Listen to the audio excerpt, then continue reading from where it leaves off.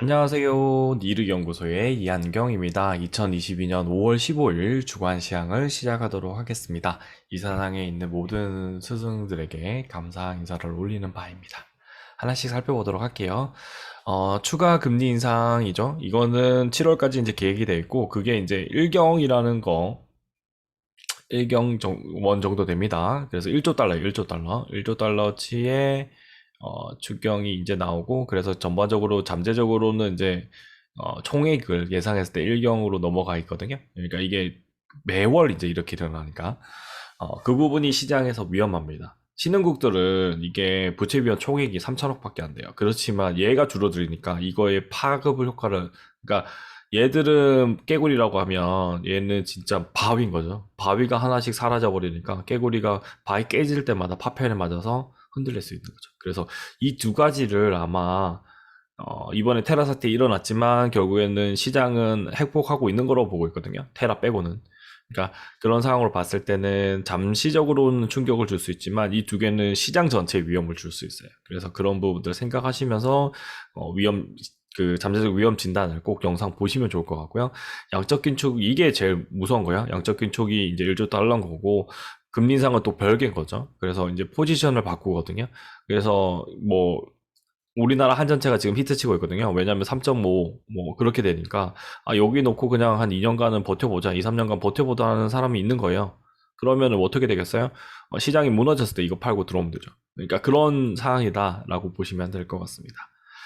신흥국 신용위험은 얘네들이 부채 비율이 100을 넘겨져 있다는 게 문제인 거죠. 우리나라 망한데도 국가는 70%예요. 이제 기사들이 왜 X라고 하는지 아세요? 제가 경제 기사들 왜 X라고 하냐면요. 왜 그 부채 비율 높다면서요. 부채 비율 높은데 왜 자산의 정도는 왜 얘기 안 해요? 그리고 또 얘기를 안 하는 게 뭐냐면 부채 비율 높은 거 맞아요. 근데 자산가들 진짜 돈 많은 사람 141조를 그냥 개인이 갖고 있다니까요. 그 다음에 기업은 850조를 갖고 있어요. 그럼 천조입니다, 이게. 누가 빚지고 있어요? 천조를 누가 빚지고 있어요? 가게가 지고 있죠. 그럼 쌤쌤이 있거든요. 그러니까 빚만 봐도 이거래요. 돈 많은 사람은 돈이 더 있고, 돈이 없는 사람, 돈이 없어가지고 지금 수익이 안 나는 사람들이 천조의 빚을 지고 있는 상황이에요. 근데 자산의 가치가 급락했나요? 아니잖아요. 가상화폐의 가치는 급락한 거 맞아요. 근데 최근에 테라랑 뭐 그런 게 부동산 말고 주식 가치가 많이 급락했죠. 부동산도 떨어질 겁니다. 떨어지지만 이게 가격이라는 게 한 방에 바로 반땅되지는 않는다는 겁니다. 반땅되는 경우 딱 하나밖에 없어요. 외환 위기. 그거 꼭 생각해 주셔야 되는데 생각을 안 하시더라고요. 그 부분이 제일 중요한 겁니다.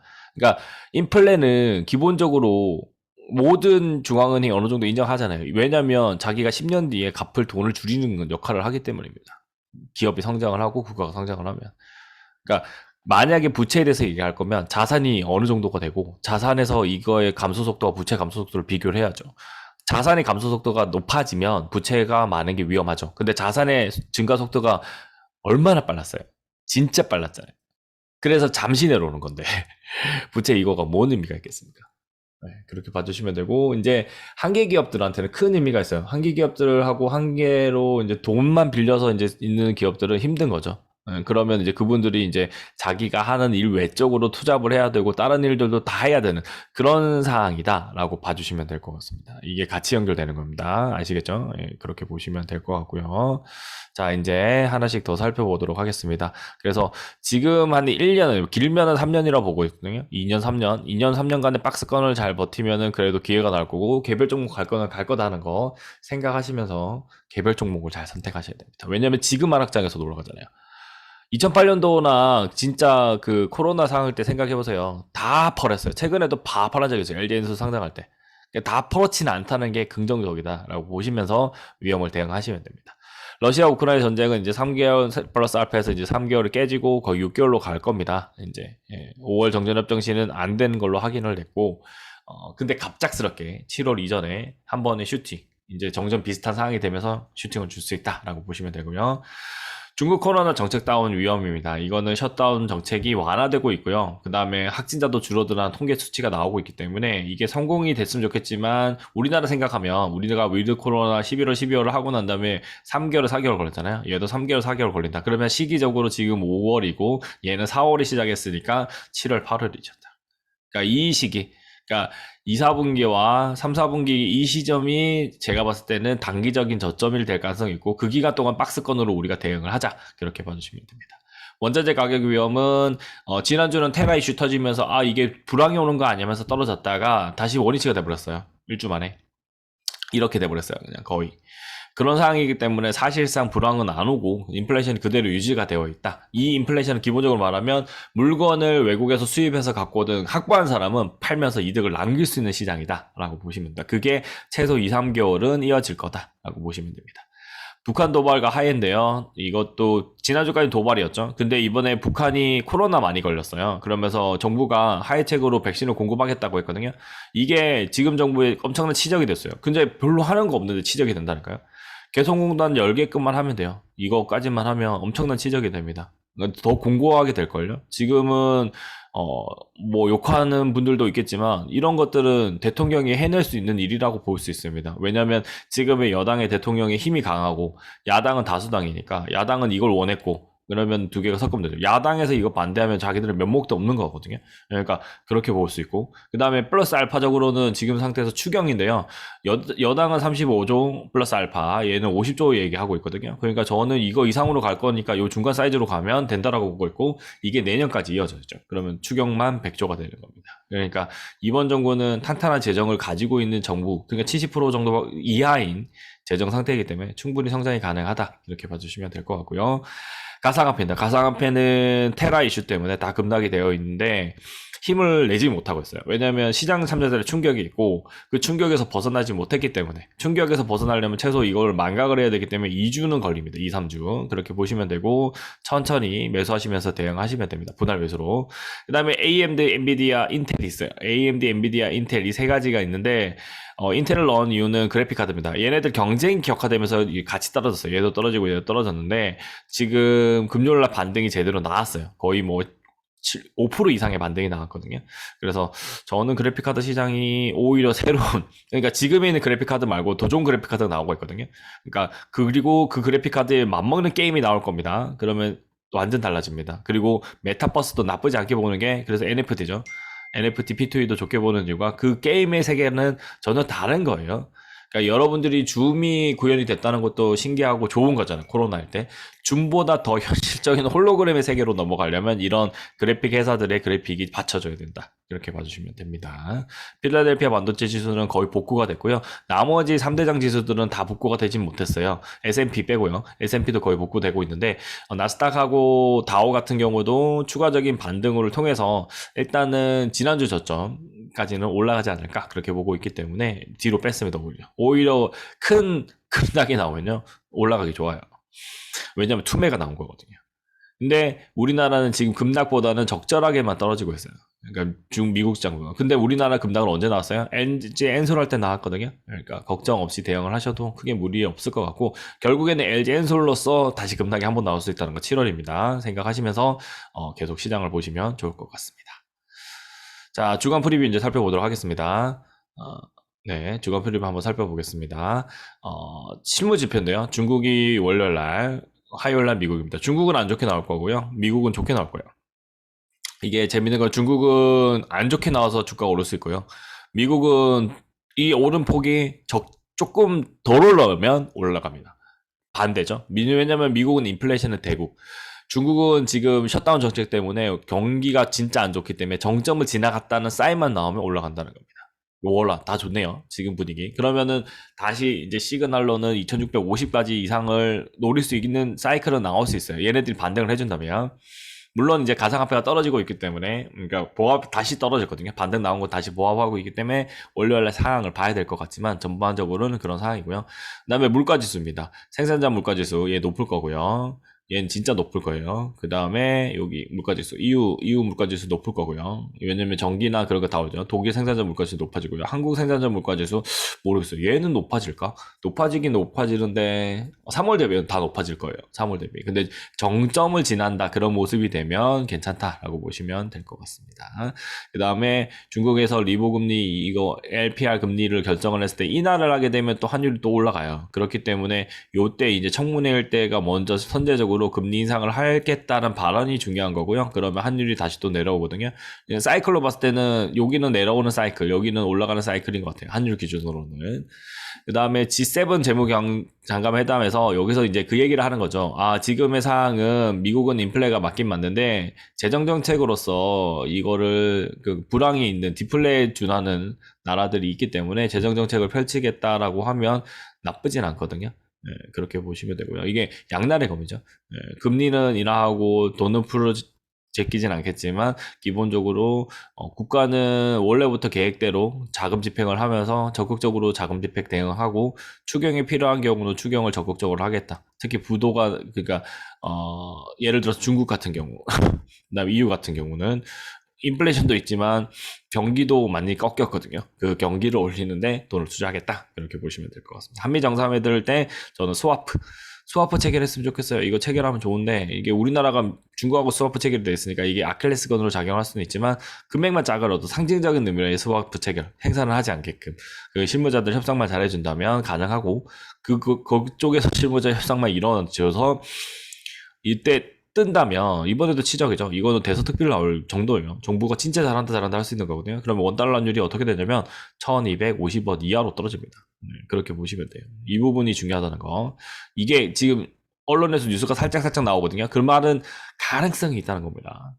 그다음에 하는 총재 후보 청문회 했고 이보금리 결정 똑같이 말씀드렸고 다음 주는 그나마 박스권 안에서 그냥 막 급등보다는 뭐 급락이 있었으니까 급등이 나올 수도 있지만 기본적으로는 그냥 조금 우호적으로 조금 서서히 우상향하는 그런 장이 될 수 있을 것 같습니다. 근데 여기 리보금리나 물가지수나 이런 부분들이 부정적으로 작용할 수 있고요. 금리 인상 이슈를 금리 인상 따라간다고 하면 환율한테는 좋겠지만 시장한테는 또 안 좋을 수 있습니다. 그래서 주가 기준으로 환율은 이렇게 되겠지만 주가는 이런 거죠. 이렇게 됐다가 이렇게 될 수 있다. 이렇게 봐주시면 될 것 같습니다.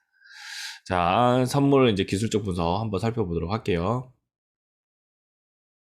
자, 어, 이번에는 선업 차트에서 먼저 코스피 주요하간부터 보도록 하겠습니다. 코스닥 주요하간이고요. 지난주에 봤던 차트 그대로인데 여기서 내려와 버렸죠, 결국에는. 지난주에 그 주봉 기준으로 했을 때 여기서 받아서 올라갈 것 같은데 결국에는 일주 동안 그 위치를 지킨 거예요. 그냥 지킨 거고 오히려 살짝 오른 거 측면이거든요. 그러면 요 사이클대로 가면 한 3주간은 4주간은 여기까지 올라서 FOMC 터지기 전까지는 60원까지 갔다가 다시 내려오는 그런 사이클이 갈 수 있다는 거죠. 이거를 지우고 다시 보여드렸는데 지울 필요가 없을 정도로 예측이 되어 있네요. 그렇게 보고 있고 7월까지는 이 사이클을 그대로 유지할 거라고 보고 있어요. 그리고 위로 상방으로 쏠려면 요걸 베껴야 되는데 베낄 수 없다 보거든요. 그러면 결국에는 요 라인까지 지나가야 된다. 그렇게 보시면 되겠죠. 그러니까 여기 중간에 만약에 올라오더라도 어떻게 하셔야 되겠어요? 일부 청산입니다. 그다음에 61선이 이렇게 내려오기 때문에 이 61선이 우리의 마지노선이 될 가능성이 있다. 그러니까 올라도 저기까지밖에 안 오른다라고 보시면 됩니다. 일본 기준으로 한번 보면 지금 이제 급등이 나왔죠. 급등이 나왔고 여기 60이죠. 360까지 가능하다고 보시면 되고 350, 355도 가능은 한데 다음 주까지는 저는 이게 어떤 차트랑 비슷하냐면요. 지난번에 이제 바닥 찍었을 때 이 차트랑 비슷하거든요. 바닥 찍고 반등 나와서 여기 두 개를 이틀을 만든 거를 하루 만에 만든 거예요. 그러면 추가적인 상승보다는 음봉이 두 번에 나거든요. 그러니까 여기까지를 상승시켰다 보면 여기서 이렇게 내려온 거라고 보면 여기 보세요. 여기서 이걸로 좀 내려왔다가 다음날 올라가는 그런 모양이 나올 가능성이 있다라고 보시면 돼요. 그러니까 일단은 여기를 찍고 양봉을 만들어도 관계는 없거든요. 그런 추세로 갈 가능성이 어느 정도 있다. 왜냐면 요 기간 동안에 손절친 개인들이 분명히 계실 거고 그분들이 추경 매수를 하게끔 만드는 겁니다. 지금 시장은 추경 매수를 절대 하면 안 좋은 시장이에요. 그거 생각하시면 되고요. 여기 있는 120선은 이렇게 내려오는 추세죠. 이 내려오는 추세고 여기 일목균형부도 강한 저항성이 될 거고요. 61선도 이 라인으로 있기 때문에 우리가 어느 구간에서 매도를 해야 되는지 한번 보여주고 있는 거다라고 봐주시면 될 것 같습니다. 자, 그 다음에 코스피를 살펴볼게요. 코스피를 살펴보면 코스피도 살펴보시면은 지금 이 구간이고요. 지난번하고 동일한데 지금 얘까지를 지지를 나올 거라고 생각했는데 깨버렸어요. 이게 2600을 깨버렸는데 다행히 빠른 반등이 나와서 2600 지킨 거거든요. 칼날처럼 만들어버린 거니까. 여기도 이렇게 됐다가 빠르게 여기까지 올려주니까 그나마 좀 버텼지만 바로 싸대기 맞고 나온 거거든요. 이게 싸대기라는 표현이 딱 맞는 것 같아요. 네, 지금 요 구간은 새로운 저점을 한 번 만들었기 때문에 결국은 쌍바닥 자리가 되거나 아니면 좀 더 내려오거나 그런 거예요. 요게 깨져버렸어요. 요게 깨져버리는 게 정말 안 좋은 거거든요. 네, 그렇게 보시면 되고 어디냐면 요 선이 하나의 마지노선 같은 자리였는데 여기 선 빨간 선이죠, 파란 선과 그거를 깨버린 거에 가깝기 때문에 조금 부정적입니다. 물론 주봉 보면은 깬 건 아니고 다시 복구를 해버렸거든요. 복구를 해버렸기 때문에 이거를 지키고 있는 거야. 지키고 있는 건데 그렇죠. 그러니까 이게 다시 요 밑에를 테스트하러 갈 수 있다. 아니면은 이게 그러니까 삼산이라는 게 있는데 그러니까 이거죠. 여기 한번 찍고 이렇게 올라갔고 이렇게 해서 삼산 찍어주고 다시 해서 이렇게 올라가는 이런 분위기가 나오면 좋겠다라는 건 제 소망인데요. 이거보다는 여기서 박스권을 칠 가능성이 높다. 그렇게 봐주시면 됩니다. 그러면 3천이죠. 3천 원짜리 밑에가 되는 거고 러시아 우크라이나 전쟁은 진짜 작년에 예측할 때 아예 예측 바깥에 있었어요. 그래서 그리고 러시아 우크라이나 전쟁이 촉발하는 이 원자재 이슈는 아예 예측 바깥이었어요. 그 다음에 최근에 나온 테라 이슈도 예측 바깥이었죠. 그러니까 사실상 3천은 진짜 빡빡하구나 그렇게 보시면 될 것 같습니다.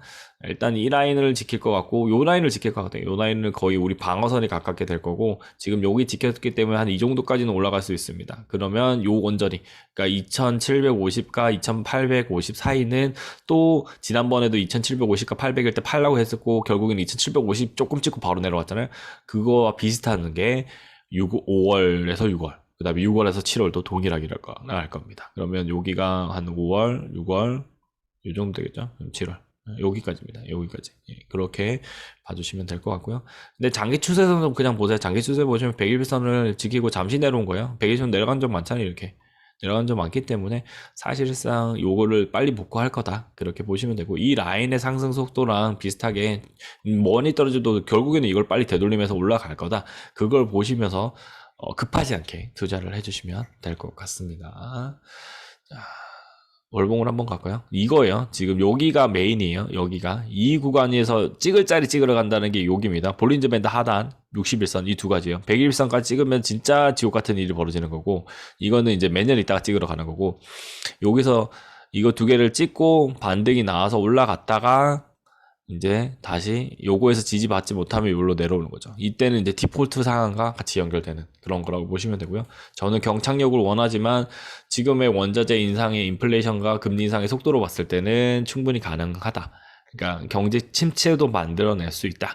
이렇게 봐주시면 될 것 같습니다. 여기가 빨리 만나야 돼요. 빨리 만나고 얘도 만나는 이 세 개가 만나는 자리가 맥점이 될 수 있고 잠시 내려오더라도 이 자리를 지키고 이게 제일 중요한 포인트가 될 수 있다. 중장기 성과를 만들어내는 포지션이 될 가능성이 높다라고 보고 그거가 2,500일이네요. 2,500. 2,500이 만약에 이제 그 은행이 부도나거나 그런 일들이 안 일어난다면 국가 부도가 거의 안 일어난다면 그러니까 중진국 중에서 그 개도국 중에서 좀 이름 있는 개도국들이 그런 일이 안 일어난다면 그런 부분들이 긍정적으로 작용할 수 있다 이렇게 봐주시면 될 것 같습니다.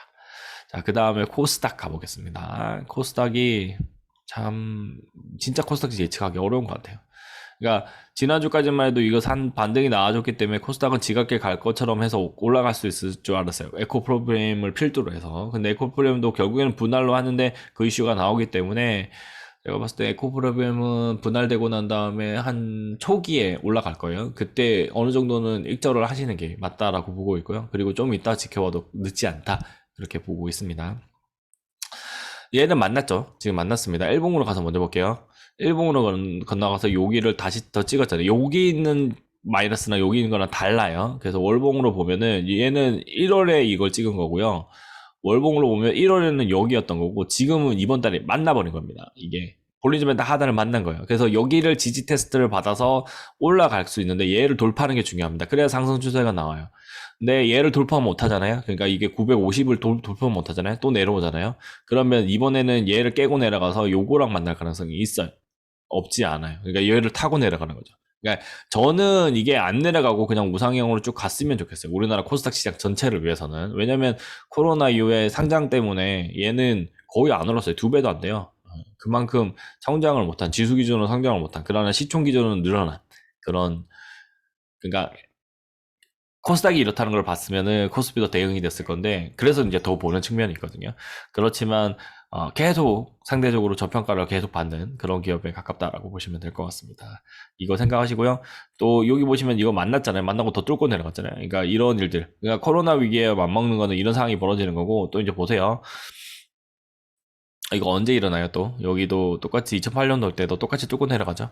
뚫고 내려가는 거, 뚫고 내려가는 거에 대해서 생각을 하셔야 됩니다. 얘도 동일하게 뚫고 내려가면 여기 120선 이 라인을 뚫고 내려가는구나, 그렇게 보시면 되고, 급락이 나오면 요거까지는 아니겠지만 600까지도 가능하다. 그게 몇 년 뒤에? 2, 3년 뒤에. 지금은 생각할 필요 없어요. 그냥 여기 라인에서 아래 위로 박스권, 이렇게 움직일 거냐.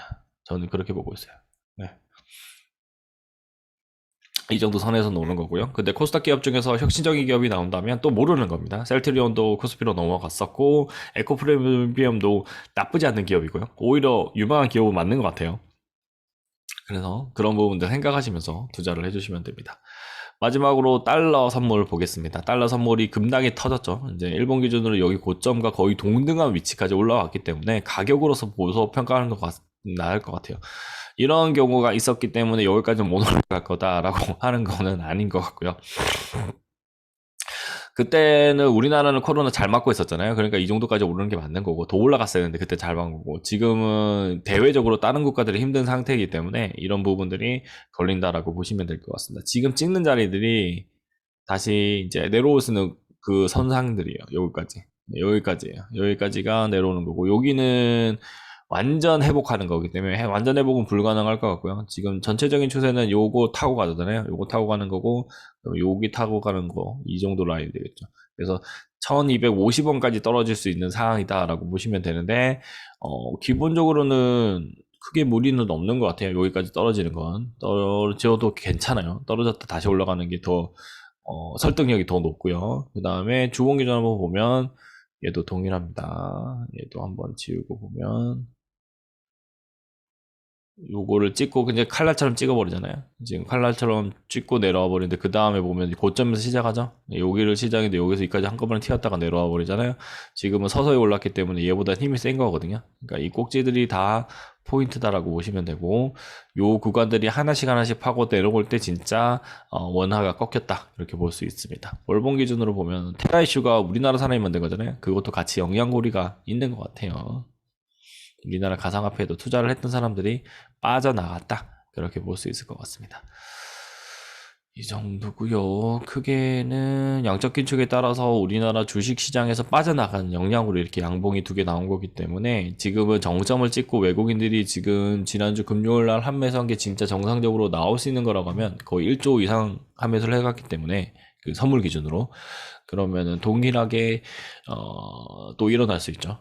그게 일어나면은 추가적으로 하락이 발생할 수 있다라고 보시면 되고요. 밴드 상황에서는 이제 그 볼리저 밴드에서는 고점을 찍고 나면 여기 가운데를 꼭 만나요. 그 가운데가 지금 여기입니다.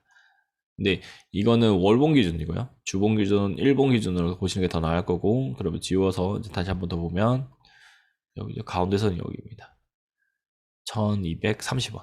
근데 이거는 요거를 일단 돌파를 해야 되기 때문에 조금은 시간이 걸릴 것 같네요. 가운데선이 1250, 1258원이고요. 그 다음에 얘는 61선, 61선, 그렇게 보시면 될 것 같아요. 볼린저밴드 하단, 요게 상단. 그러니까 이렇게 벌려져 있기 때문에 지금 구간 상승 추세인 건 맞으나 급등이기 때문에 급등에 따른 후유증으로서 조금 더 나가고요.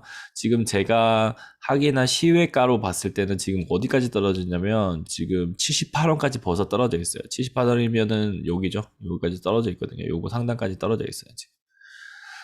그렇기 때문에 다음 주 월화 동안에 아마 이 정도나 이 정도까지 떨어지지 않을까. 그리고 이거는 제가 봤을 때는 지금은 가격으로 투자하는 게 아니라 시점으로 투자하는 게 필요한 것 같아요. 화요일이나 수요일쯤에는 달러 가치가 그래도 지금 거보다는 많이 낮아져 있을 거고, 그때 그 시점을 기준으로 한이 필요하신 분들은 대응을 하시면 될 것 같고요.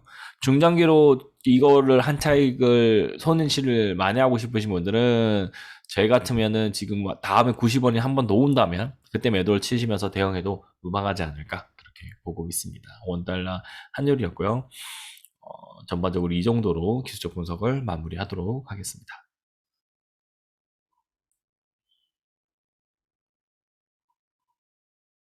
자, 이 정도로 보고요. 그 다음에 여기요. 이제 마지막으로 리플하고 보겠습니다.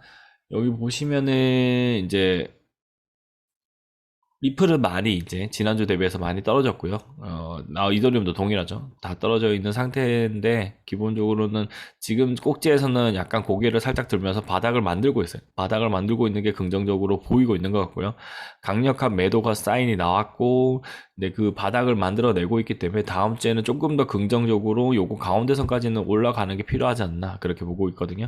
근데 지금 이제 그런 거죠. 테라와 비슷한 화폐들도 다 안전한가에 대한 안전성에 대한 질문이 나와요.